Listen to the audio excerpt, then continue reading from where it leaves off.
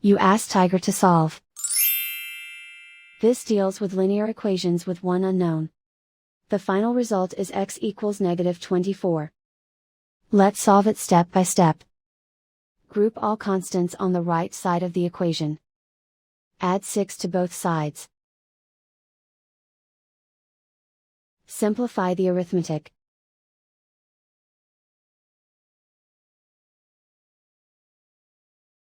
Isolate the x. Multiply both sides by 2. Group like terms. Multiply the coefficients. Simplify the fraction. Simplify the arithmetic. And so the final result is x equals -24.